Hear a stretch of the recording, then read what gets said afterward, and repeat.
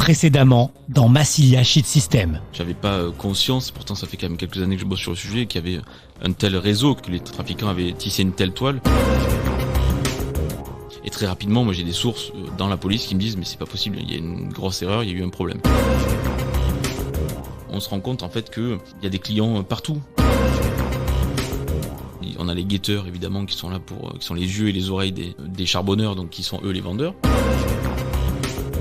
Chaque réseau a des gens spécialisés, des transporteurs qui vont chercher la cam et qui la ramènent.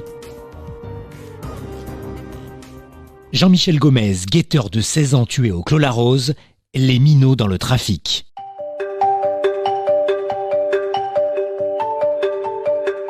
Alors Romain, nous sommes le 19 décembre 2010 et un événement va profondément marquer Marseille et les Marseillais. Cité Clos-la-Rose, dans le 13e arrondissement.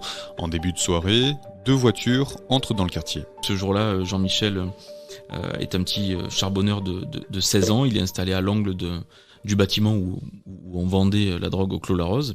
À l'époque, le Clos-la-Rose, c'était un réseau assez important. Et là, 2 voitures rentrent assez tranquillement dans la cité. Très rapidement, les guetteurs comprennent qu'il y a quelque chose qui va pas. Ça crie hara dans toute la cité.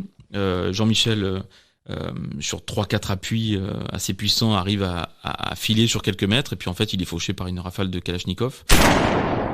Transporté d'urgence à l'hôpital de l'Aveyron, le jeune homme de 16 ans décède des suites de ses blessures. Mais le jeune trafiquant de drogue n'est pas la seule victime dans ce règlement de compte.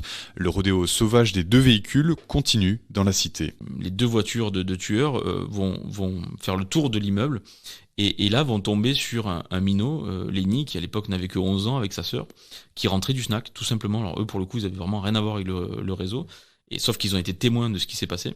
Et en fait, les tueurs ont tout simplement voulu les éliminer eux aussi, dans le doute. Lenny a été touché de 5 balles de Kalachnikov. Sa sœur a réussi à rentrer dans le bloc. Lui, Lenny, en refermant la porte, a donc été transpercé de 5 balles de Kalachnikov. Il s'en est sorti. Un miracle pour le gamin de 11 ans, un drame pour la famille de l'adolescent décédé, une prise de conscience aussi pour les autorités. Ça a été un vrai choc puisque les gens ont réalisé, l'opinion publique en tout cas a réalisé que des enfants étaient utilisés par ces réseaux de stupes pour faire les petites mains, et que ces petites mains, en étant sur le terrain, sur le front, pouvaient être victimes, parce qu'évidemment ce jour-là c'est pas Jean-Michel lui-même qui était visé, c'était le réseau. C'est-à-dire que ceux qui l'ont tué, aujourd'hui on ne sait pas qui l'a tué, puisqu'il y a eu des accusés mais ils ont été acquittés aux assises.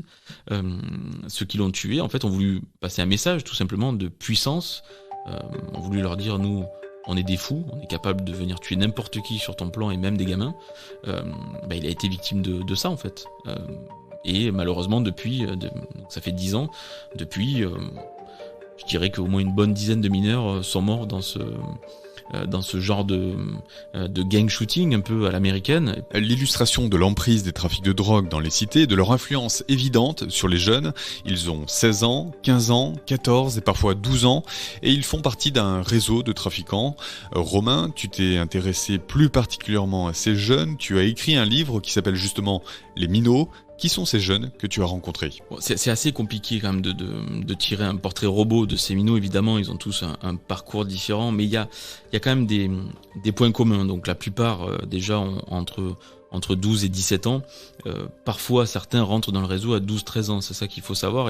Et tout bêtement, en fait, moi, ceux que j'ai rencontrés m'expliquent que ça s'est arrivé très bêtement. C'est-à-dire qu'ils étaient au pied de leur immeuble, ils s'emmerdaient un petit peu.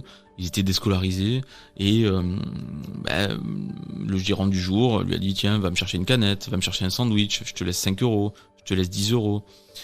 Et puis un beau jour, notamment un qui me racontait ça, et puis un beau jour, un des guetteurs n'est pas venu, soi-disant malade, et puis le gérant est venu lui dire bon écoute, on te fait confiance, t'es pas un gamin, voilà, tu vas te mettre là, et tu nous préviens tout simplement s'il y a des flics qui rentrent, voilà, c'est pas très compliqué. Le piège se referme, mais ce que tu as pu constater, c'est que rapidement, l'argent devient un appât pour ces jeunes. On met un pied dedans, et puis à la fin de la journée, on récolte 50, 60, 80 euros, pour juste être assis, alors c'est long, mais pour être assis sur une chaise et crier hara quand des gens suspects ou la police arrive dans la cité. Donc on prend goût forcément à cet argent quand on est d'une famille souvent paupérisée, quand on a 12-13 ans et qu'avec 70-80 euros on va pouvoir aller s'acheter une belle paire de baskets que la maman ou le papa n'est pas en capacité d'offrir. bon, mais on y prend extrêmement goût. Là, pour le coup, c'est une drogue dure aussi, cet argent cash. Donc voilà. Et puis après, petit à petit, les minots prennent goût aussi à cette vie. C'est ce que beaucoup m'ont raconté, à cette vie trépidante. On fait partie d'une bande, on fait partie d'un groupe, d'une organisation. Il y a une espèce presque de fierté. C'est comme si c'était une équipe de foot du quartier. C'est devenu ça en fait. Faire partie du réseau, il y a presque une certaine fierté et du coup évidemment beaucoup de violence derrière ça. Mais au-delà de l'engrenage, les trafiquants de drogue ont très bien compris l'intérêt d'avoir des minots dans leur réseau, notamment au niveau judiciaire. Alors en fait, ça a démarré comme ça, c'est-à-dire qu'à une époque, vraiment les mineurs ne risquaient quasiment rien. C'était vraiment des rappels à la loi, des toutes petites peines avec sursis. Et c'est comme ça en fait que les gérants ont eu l'idée de mettre en fait des gamins à ces postes-là, qui sont pourtant des postes très importants, mais au moins il n'y avait pas un gros risque judiciaire et les minots n'étaient pas très compliqués à convaincre de prendre ces postes. Un trou dans la raquette judiciaire qui a obligé les policiers à réajuster leur stratégie. Le fait est que ces dernières années, ça a un peu changé quand même. Même les guetteurs aujourd'hui, les flics se sont remis à les arrêter parce que récemment le parquet de Marseille a considéré que ils étaient complices du trafic, et ils le sont en l'occurrence, mais il y a une nouvelle fermeté du parquet de Marseille depuis quelques mois sur ça, donc ça fait que les mineurs commencent à être condamnés sérieusement quand ils sont seulement guetteurs entre guillemets. Romain, pour l'élaboration de ton livre, tu as pris le temps de rencontrer ces minots. Qu'est-ce qui t'a marqué à leur contact ? Un truc qui m'a beaucoup surpris quand j'ai rencontré justement ces minots, c'est qu'ils ont une grande maturité. En fait, ils ont vraiment la maturité de gens qui bossent en fait. Même des gamins de 13, 14, 15 ans que j'ai pu rencontrer. Ils ont une vraie maturité, ils se rendent compte que c'est un boulot, ils le considèrent comme ça. D'ailleurs, ils disent jobber. Je vais jobber dans telle cité. Donc pour eux, c'est un job. Comme à l'époque, nous, on faisait les vendanges l'été. Eux, ils jobent. Alors il y a ceux qui font ça en permanence, il y a ceux qui tentent de continuer un peu leurs études et qui font ça le week-end pour un peu d'argent de poche, offrir un cadeau à leur copine, à leur gadget comme ils disent, ou se payer un scooter. Ils vont faire 2 semaines pour se payer un scooter. Si leur scooter est en rade ou des choses comme ça. Des minots aussi très conscients des risques et des conséquences de leur implication dans le trafic. Ils se rendent compte des risques, ils se rendent compte qu'il y a la prison au bout la plupart du temps, et qu'il peut aussi y avoir, si ce n'est 4 murs, il peut y avoir 4 planches, entre guillemets, il peut y avoir la mort au bout, il peut y avoir des règlements de compte. Il y a eu des exemples de minots qui ont été tués dans ce qu'on appelle aux États-Unis les gang shootings. Donc tout ça, ils en sont conscients, mais en fait, on se rend compte que ils nous disent que le jeu en vaut la chandelle entre guillemets, parce que de toute façon sinon ils me disent mais qu'est-ce que je fais d'autre concrètement ? Moi les études ça m'emmerde, il y a rien pour moi. La cité c'est un huis clos où il se passe rien, il y a plus de service public. Quand il y a un centre social, il a pas les moyens de nous faire grand chose. Bon, mais au final le réseau s'impose comme un plan B qui est très lucratif et qui surtout encore une fois leur permet de vivre une vie hyper trépidante.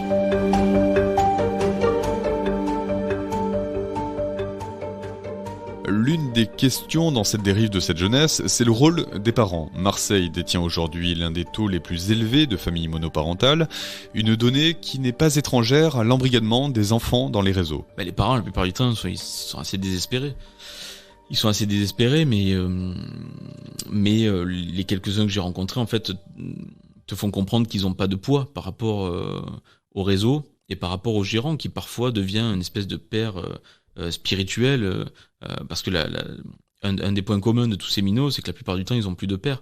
La plupart du temps, le père est soit au Baumette, soit au bar, soit parti, il a quitté le foyer, et du coup, le minot se retrouve sans figure paternelle. Alors non pas qu'une mère, évidemment, ne peut pas être autoritaire, ça c'est évidemment un cliché, mais il n'empêche que dans certains gérants de réseau, ces minots trouvent, alors à minima un grand frère, parfois un père de substitution qui leur permet d'évoluer, d'avoir un rôle, de gagner de l'argent, de s'émanciper, de se normaliser. Ça, c'est beaucoup de sociologues emploient ce terme, ils se normalisent, c'est-à-dire qu'ils veulent être comme tous les minots du 6e, du 8e à Marseille, pouvoir avoir des belles chaussures, des beaux jogging, un scooter, aller au cinéma, aller au centre-ville, amener leur copine manger une pizza après s'être baigné à Malmousque, voilà.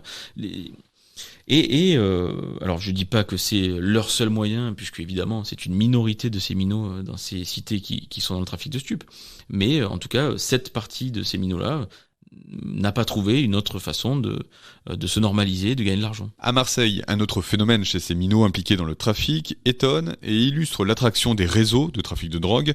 Ce phénomène, c'est le mercato des minots entre les différentes cités et parfois avec des recrutements en dehors de Marseille. Sur le recrutement, les choses ont beaucoup évolué. À la fin des années 2010, quand tout ça s'est structuré, s'est militarisé, c'était vraiment des minots du cru, parce que les gérants partaient du principe que c'était des petits frères de copains, de cousins, et qu'il y avait une confiance et qu'on était un clan et que c'était le quartier, comme je te disais tout à l'heure, c'est comme l'équipe de foot du quartier, voilà, c'était les représentants du quartier entre guillemets sur le stup.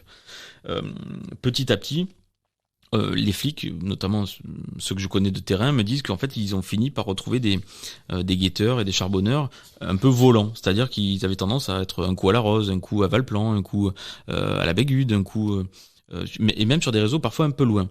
Et alors la vraie tendance de ces dernières années, notamment de ces 2 dernières années, c'est que de plus en plus de ces petites mains, notamment mineures, ne sont plus du tout de Marseille. Ils sont de région parisienne, du Vaucluse, du Gard, de Toulouse, de Lyon, de Grenoble. Et ça, c'est une vraie évolution. Quel est l'intérêt pour ces jeunes de venir finalement à Marseille ? Moi, ceux que j'ai rencontrés récemment lors d'une immersion justement à la BST, ils me disaient tout simplement que c'est the place to be, entre guillemets. C'est-à-dire, c'est ici que ça se passe. C'est la place en France où les réseaux ont un pouvoir fou, où il y a de l'argent, où il y a un débit monstre, c'est-à-dire que un peu comme dans un centre commercial, c'est-à-dire que, où on aurait envie d'être vendeur au rayon livre, là on a envie d'être charbonneur à Marseille parce que ça pulse, parce qu'il y a de l'activité, parce que il y a aussi du danger. On parlait tout à l'heure de vie trépidante. Voilà, je pense qu'ils viennent aussi chercher l'aventure et un peu de formation même. Je pense qu'il y a un côté formation, si on doit rester un peu dans le vocabulaire entreprise entre guillemets. Il y a un côté très formateur de bosser à Marseille dans ces réseaux qui sont hyper militarisés. Et très structuré. Il y a des réseaux vraiment, il y a des cités qui sont presque jumelées avec des cités parisiennes, notamment à la Busserine. On sait qu'il y a beaucoup de minots de Sarcelles. Ça, c'est les policiers qui le disent. Et donc il y a un vrai attrait de Marseille pour ça. Une attraction qui nourrit le trafic. Dans le prochain numéro de Massilia Shit System, nous nous intéresserons justement à l'argent qui découle de ce trafic de drogue.